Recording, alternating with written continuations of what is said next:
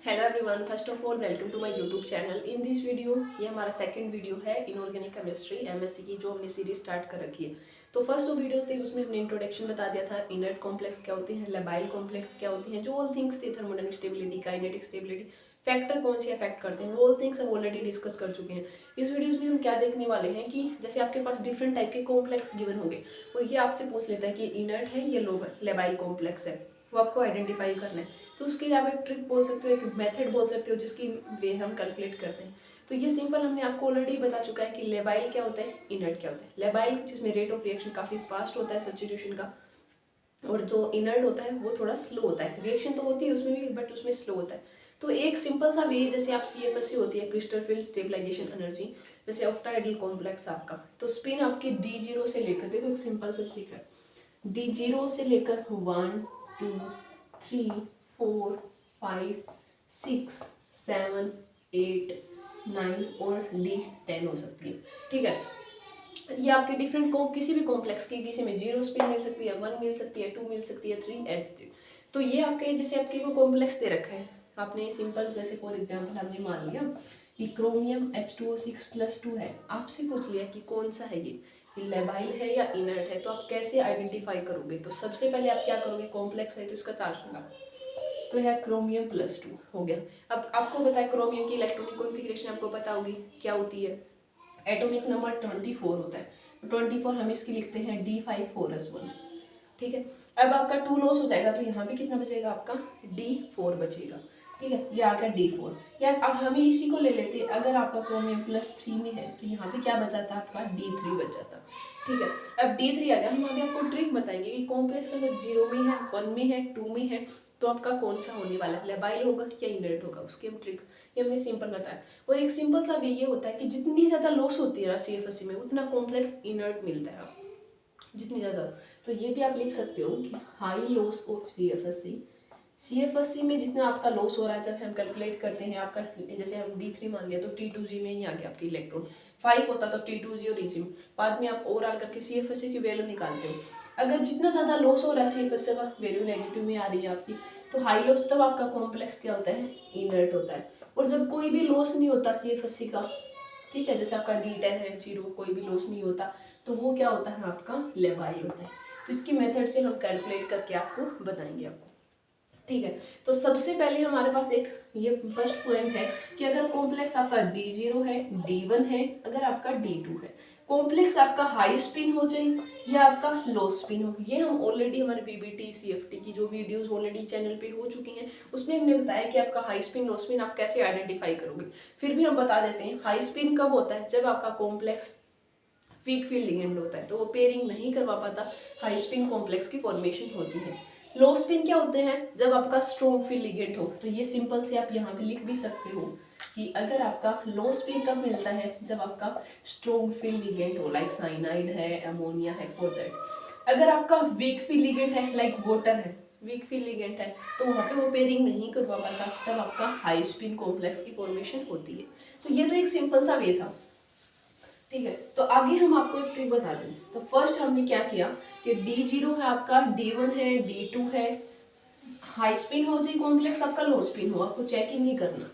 ठीक है, तो हमने क्या किया, आपका D0 फर्स्ट पॉइंट है, आपका D1 और D2 हाई स्पिन हो जाए, आपका लो स्पिन हो, तो आपका क्या रहने वाला है, वो लेबाइल रहने वाला है। सेकंड हम क्या करेंगे, आपका चलते हैं हम D3 के ऊपर। ठीक है, तो ये है आपका D3। अगर आपका हाई स्पिन है ये, तो D3 हाई स्पिन की हम बात करें, ठीक है, हाई स्पिन और लो स्पिन दो टाइप के हो सकते हैं, तो तब आपका क्या हो जाता है, ये इनर्ट हो जाता है। तो कॉम्प्लेक्स को देखकर पहले आपको चेक करना है कि कॉम्प्लेक्स कैसा है। अगर आपका ये लो स्पिन है, ठीक है, तो लो स्पिन होगा तो आपका कॉम्प्लेक्स क्या हो जाएगा, इनर्ट। अगर हाई स्पिन में ही है तो आपका वो लेबाइल रह जाएगा। ये है सेकंड पॉइंट D3 के लिए। अगर हम फोर्थ की बात करें, हाई स्पिन है तो वो लेबाइल की कैटेगरी में ही जाता है। देन थर्ड हम देखते हैं आपका D5। ठीक है, तो D5 अगर आपका हाई स्पिन ले रहे हो आप, D5 अगर आप हाई स्पिन ले रहे हो, तब आपका क्या बनता है, वो लेबाइल की कैटेगरी में जाता है। ठीक है, अगर आप हाई स्पिन ले रहे हो D5 का, तो आपका लेबाइल रहने वाला है, वो कोई लॉस नहीं होता CFSE में। ठीक है, D5 का हमने कर लिया। देन हम चलते हैं, आपका D6 आता है, D7 आता है, D8 D9 जो मेनली आपके कॉम्प्लेक्स, जैसे हम D8 देखते हैं। D8 का चाहिए आपका हाई स्पिन हो, चाहिए आपका लो स्पिन हो, वो आपका क्या बनाता है, इनर्ट कॉम्प्लेक्स। ठीक है, तो आपका यह ध्यान रख सकते हो आप अपने ट्रिक के लिए कि D3 और D8 होगा तो वो आपका इनर्ट होगा। ठीक है, फिर आपका D9 और फिर लास्ट में हम करते हैं तो ये होता है आपका D10 का। D10 में आपका हाई स्पिन हो कॉम्प्लेक्स या लो स्पिन हो, आपको इसमें कुछ नहीं देखना, सिंपल आपने कॉम्प्लेक्स देखा, लास्ट कॉन्फ़िगरेशन देख लिया आपकी भाई D10 में जा रहा है, तो आपको हाई स्पिन या लो स्पिन चेक ही नहीं करना, वो आपका बहुत ही लेबाइल होता है। तो सिंपल सा वे है जिसकी ट्रिक। और जैसे आपका D6 दे रखा हो, D3 दे रखा हो, D4 दे रखा हो, D5 दे रखा हो, इनको ये कॉम्प्लेक्स दे दिया आपके पास। ठीक है, हमने देख लिया ये आपके D3 देखा था, D4 है, जैसे D5 है, D5 का आपने देखा कि भाई ये लेबाइल हो रहा था हाई स्पिन के बाद। अगर आपका लो स्पिन आ जाइए, अगर D3 आ जाए लो स्पिन, तो आपका इनर्टनेस है सारे कॉम्प्लेक्स, मान लीजिए सारी इलेक्ट्रॉनिक कॉन्फिग इनर्ट, तो आप कैसे अरेंज करोगे, तो इनका ऑर्डर होता है, सबसे ज्यादा D6 की होती है, देन 3 की होती है, 4 की और 5 की, ये ऑर्डर होता है, ये सबसे ज्यादा इनर्टनेस मिलेगा हाई इनर्ट कॉम्प्लेक्स।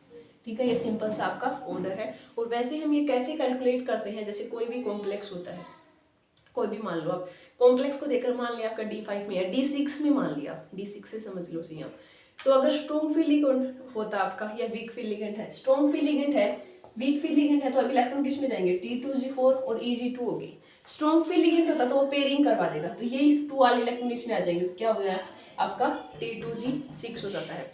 तो स्ट्रॉन्ग फील्ड लिगेंड आपके लो स्पिन कॉम्प्लेक्स की फॉर्मेशन कर ले, और वीक फील्ड लिगेंड आपके हाई स्पिन कॉम्प्लेक्स। तो ये वो थिंग्स तो आप कैलकुलेट कर सकते हो, बस आपको सिंपल से कैटेगराइज करना है कि 0 से लेकर 10 तक है, तो D0 D1 D2 high spin या लो स्पिन लेबाइल रहने वाला है। D3 की बात करें हाई तो आपका इनर्ट रहने वाला है, तो याद रख सकते हो D3 और D8 दोनों इनर्ट रहेंगे। अगर आपका D5 हाई स्पिन ले रहे हो आप, तो आपका लेबाइल। और 10 वाले में क्या होता है कि हाई स्पिन हो या लो स्पिन हो, आपका बहुत ही आपका लेबाइल रहने वाला है। तो कोई भी कॉम्प्लेक्स देकर डिफरेंट टाइप की, ये जो मेनली इलेक्ट्रॉनिक इसी में मिलता है आपको, तो कोई भी कॉम्प्लेक्स देखिए, सबसे पहले आप देखो उसका इलेक्ट्रॉनिक कॉन्फ़िगरेशन क्या हो रही है, फिर इलेक्ट्रॉनिक कॉन्फ़िगरेशन को लिखने के बाद भाई प्लस चार्ज आपने लॉस कर दिया, कितने हो रही है D5 और समथिंग आगे, फिर आप लिगेंड चेक करोगे, स्ट्रॉन्ग फील्ड लिगेंड है, वीक फील्ड लिगेंड है, अगर आपको ये पता है तो आपको स्ट्रॉन्ग फील्ड लिगेंड पेयरिंग करवा देगा, आपको पता चल जाएगा। फिर वीक फील्ड लिगेंड है तो आपका हाई, तो लो स्पिन और हाई स्पिन का आपका कैलकुलेट हो जाएगा। फिर आप इसमें देख लोगे कि आपका D0 D1 2 हाई स्पिन लो स्पिन, तो आपका लेबाइल हो जाएगा, ये भी लेबाइल है, 3 और 8 वाला इनर्ट हो जाएगा। और ये अगर ये इस टाइप के आगे कोई कॉम्प्लेक्स आपकी, तो सबसे ज्यादा इनर्ट D6 वाला, देन 3 4 और 5 वाला। तो ऐसे आप अरेंज कर सकते हो। इस वीडियोस में यहीं तक था कि हम कैसे आइडेंटिफाई करेंगे, कोई कॉम्प्लेक्स दे रखा है आपका कि इनर्ट कॉम्प्लेक्स है या लेबाइल कॉम्प्लेक्स है। नेक्स्ट जो वीडियोस है उसमें आपका नेक्स्ट टॉपिक स्टार्ट होगा बेस हाइड्रोलाइसिस और एसिड हाइड्रोलाइसिस, बाद में आपके एडिशन रिएक्शंस भी है और उसमें हम उनका मैकेनिज्म भी देखेंगे, और बाद में आपकी इंटरमीडिएट जो फॉर्मेशन होती है, TBP है, स्क्वायर पिरामिडल है, उनको भी हम डिटेल से डिस्कस करने वाले हैं। और वैसे हम ट्राई कर रहे हैं कि ज़्यादा वीडियोस अपलोड हो, बट हेल्थ इशू थोड़ा मेरा हेल्थ इशू खराब हो रखा है, तो ज़्यादा हम वीडियोस अपलोड नहीं कर पा रहे, बट ट्राई कर रहे हैं। फिर भी आप अपना जितना भी हो रहा है साथ में कंटिन्यू रखो। तो आई होप कुछ भी समझ नहीं आता तो आप कमेंट कर सकते हो, I will try to solve your query. Thank you, happy learning.